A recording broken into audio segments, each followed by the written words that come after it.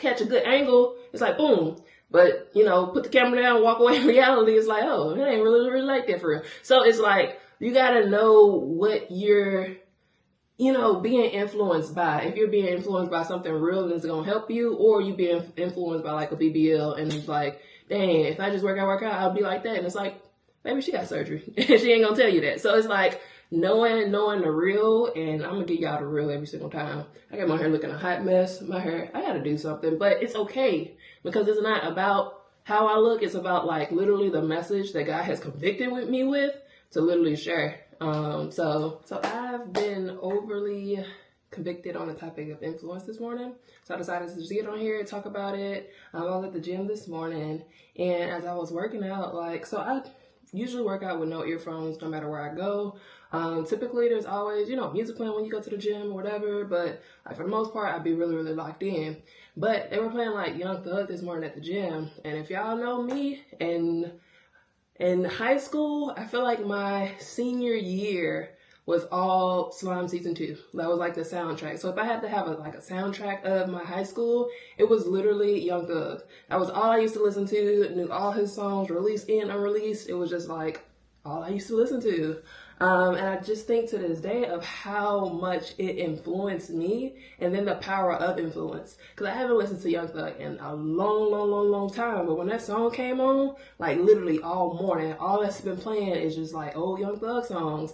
And I'm just like, dang, it's crazy how I never met this man. I never like spent time with this man, but he had so much influence on me on the way that I even like thought in my processes. So it's like, I just want to break down like influence and kind of what, like the power of it. Because literally in my head right now, I have this verse from it wasn't even the song I was playing. It's just like, I heard his voice, I heard the song. I don't even remember what song it was, but a whole catalog has just been playing in my head. And I'm really like now super just like dissecting the lyrics. Like in my head right now, this song, The Language, that came out maybe 2015, 2014, when Young Thug first kind of hit the scene, and Metro Boomin. Like it was a moment in time. Okay. So like in my head, I just keep saying, I'm in the outskirts chasing after grain, smoking orange kush, feeling like a cantaloupe. Bow. And I'm just like, what does that even mean? And why is it in my head so much? It's like literally constantly on repeat. And one thing about me too, like I don't be knowing lyrics. I make up lyrics. And so back in the day, like stuff never really like hit me because I never even really knew what they were saying. So someone just told me like look up the lyrics to that song and see if like you even saying it right. And so yeah, I looked up the lyrics, and after that part of the song, what I used to say, your name didn't call my soul. Because if you listen to Young Thug, you know he just harmonized, and I'm probably not the only one that don't be knowing what he be saying. So I looked up the lyrics finally, and this song that I've been singing for years, he literally says, oh, the devil didn't caught my soul, huh?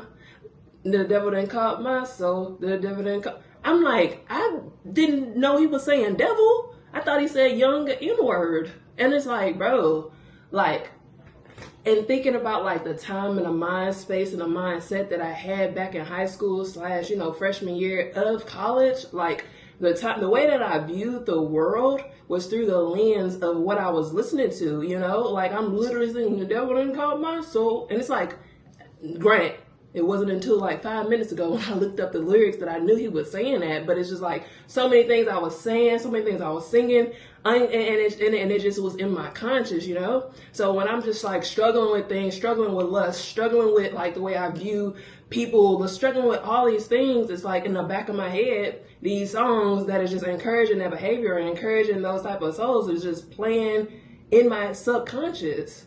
So I just think about like how, man, you gotta really see who influencing you, because you don't even realize like the impact. I even just think of how it's crazy how like literally when I was in college, y'all probably don't know, but I had a whole braiding business, so I was getting money. And so my mindset though was like, again, listen to Young Thug, listen to all them people. It's like, okay, I got some money, it's time to flex type of thing. You know, I feel like every person, if you come from the hood and you finally get some real money, like it's like, okay, Let's go buy cars. Let's go buy designer. Let's go buy jewelry. Let's go do all this stuff that really just don't mean nothing about nothing. But I'm gonna tell you the story. So I forget. It was probably my freshman year, sophomore year. I don't know. It was wild. But I had made like my first like $1,000. I don't know if it was a day. Yeah, it was like my first $1,000 day. I instantly went YSL store, like, because it's like, oh, I got money now. Bought this YSL bag because I had money saved up, but it was like, man, I'm making money type of thing. So I bought this YSL bag, and because if y'all know Young Thug, YSL, like all that stuff. So I'm like, okay, so I gotta get some YSL. So like it literally wasn't until like I had that bag for years, but like a couple years ago when I first got Teddy, my dog, this dude, he literally like the bag was sitting, he was a puppy. Y'all know how they get to turn stuff up. Now, when I say that dude tore up all the dangly strings off of that thing and left like 3 of them mugs on there. And when I say I was so hurt and so blue, but at the same time, I think I was more surprised that it's like, bro, I spent all this money on this material thing that just got tore up in a matter of like a couple of minutes, you know what I'm saying? And not even worth that value that, you know, I exchanged in order for it. And then I was like, dang, this Honda stuff is dumb. You know what I'm saying? It's like, bro, I could have, well, thankfully, I was putting money in crypto, putting money in investments, putting money, so I wasn't just like all designer down, looking crazy type of thing. Like, nah, I was buying, you know, some investments. But it's just like at the same time, it's like, damn, like you could have put that money, you know, elsewhere for that specific bag. Because what's crazy is, okay, so for my 22nd birthday or whatever, I had ended up buying another YSL bag. It was this cream one. It was a camera toe. Yeah, it was cute and it was fire. But I was so convicted because this ministry that I was in, campus outreach, that literally changed my life. When I tell you, like, changed my life, like, in a sense of, like, introducing me to the gospel, like, sharing, just being in community, surrounded with believers, and just, like, really doing life with you type of thing. So every year they have this NYC, this New York, New Year's conference. And, you know, they raise funds in order to, you know, support people to travel to the conference, attend the conference, do all these things. And in the conference, it's just like you are just being filled with the gospel. Like, what does that look like? You know, so, and it's a bunch, it's like over 1,000 college students. Like on New Year's, they had this big party, whatever. You just in close fellowship and community. All right. But so that was coming up. So I was probably like my junior year, whatever. So I wasn't planning on, I don't even remember if I went, but to tie it back into that bag I bought for my 22nd birthday. So that bag cost me probably like $18,000, right? I mean, $1,800. And I think to sponsor a student was like $300. So it's like, after I bought that bag, took my pictures, flexed all the things, whatever, I'm looking at the bag and I'm like, dang, like all that money that I spent in that bag, that can literally sponsor 6 students to go and hear the gospel. Y'all, when I felt that conviction, when I say I went to YSL and returned that bag so quick, and it would hurt it because it's like, bro, this bag is cute. Like, it's more YSL, you know what I'm saying? But it's like, is that what matters though? You know? Do I really need 2 YSL bags? You know? And it wasn't like I ain't have it. It was like, no, I exchanged it and literally in exchange for 6 people to go and hear the gospel, you know what I'm saying, and get that influence. So it's like, I feel like throughout my life though, God has been like speaking to me, showing me signs type of thing, like really grabbing my attention. But it was like some specific moments where I remember that he had my full attention. But that just ties back into like influence. I feel like when the world has your attention, like you listening to these people, you thinking this stuff is the right way to do it, or this stuff is cool, this is what to do. But it's like on the other side of that, God is like, yeah, no, that stuff is fleeting. It won't last. Like, come to me, like let me influence you type of thing. And I just realized how like at peace I am when I choose what to listen to. Like when I'm cognizant of who is in my ear, who is influencing me type of thing. Like like you just gotta kind of know your triggers, and you gotta know like, okay, this is something that I used to struggle with. I'm gonna stay away from it. So like for me personally, like smoking was never like a thing of like, man, It was never like a weakness to me type of thing. So I can be around people who smoke, drink, all the things and not do it.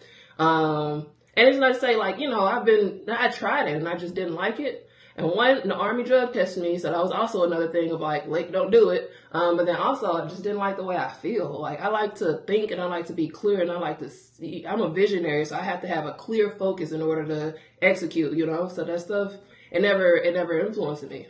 But now when we talk about lust, yeah. So to this day, I don't even watch TV shows when they booty butt naked doing what they're doing. It's like, nah, we gotta fast forward that because it's like I used to know what I used to struggle with, and I know what I used to listen to or what I used to watch in order to like encourage this thing. So it's like you don't understand how powerful influences are until you cut them out. You know what I'm saying? And when you cut them out, like they're gonna try to come back at you, but you gotta be strong in your nose. Just be very cognizant of what you listen to, strong in your nose, and know your reason why. Because once you're trying to move forward and like literally like repent, change your life, like do things better, have a better view of the world, it's like, bro, stuff is gonna keep trying to get you to come on back to this worldly view. But it's like it's two different forces at play. So you got to really, really, really be cognizant of who you're being influenced by. So that was just on my heart because as I like, even with this YouTube, it's like now I have influence, you know what I'm saying? I'm going to be I am a voice or I am a figure that people like listen to or people that like, no, that's late type of thing. But it's like, okay, what is that influence doing to your heart, your mind, and your soul? Because ultimately it influences you everywhere, you know what I'm saying? Like you think about fitness influencers. There's some people that I follow and like literally angles be on 10, but once you see them, they be like, damn, your angle. And I just think about how I post pictures sometimes, you know what I'm saying? It's like if I catch a good angle, it's like boom.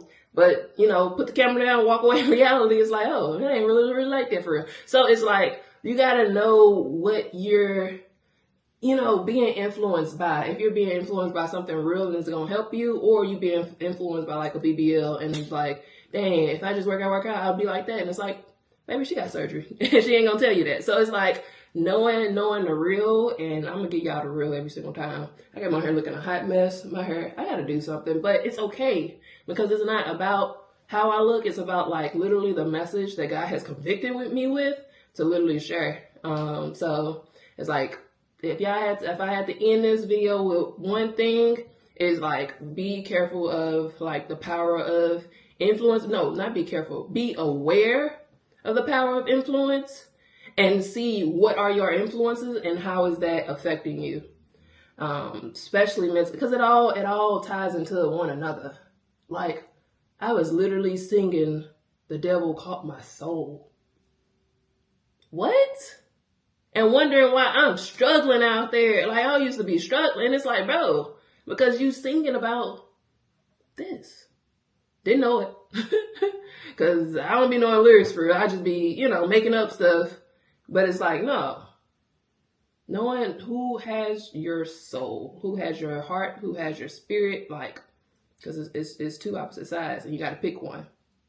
I think about like mental, like when you go into like the depressions and the anxieties and all the things, it's like that's because it's like two voices, and it's like which voice are you listening to? Are you listening to the voice that tells you to feed into this sadness, feed into this worry, feed into this, oh, I ain't got and I will never have, or she got so I feel like I should have, or what is it feeding into? What is your subconscious thoughts like telling you? And then take inventory of what you're listening to, because ultimately that's what's feeding it. And exit out. Like you gotta be quick to remove any of that that's not building you towards the person in which you want to be, building to you something positive, building to you literally the complete opposite of what you've been doing, been thinking, been eating, been drinking, been, you know what I'm saying? Because ultimately, if it's not helping you, it's hurting you. And it's a compound effect. So you might think like, oh, just this one time, little, but that one time compounded across months, days, months, and years, it builds up. So I encourage you to take an inventory, who you listening to, what they talking about. Does it make sense? Like, and what is it influencing you to do? So I love y'all. Well, oh, the YouTube stuff. Like, subscribe. I don't really care. Y'all, if y'all got the message, you get the message. That's more important. All right.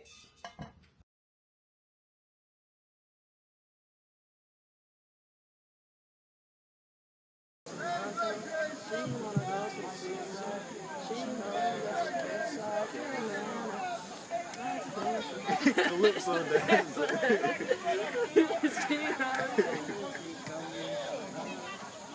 When she comes around.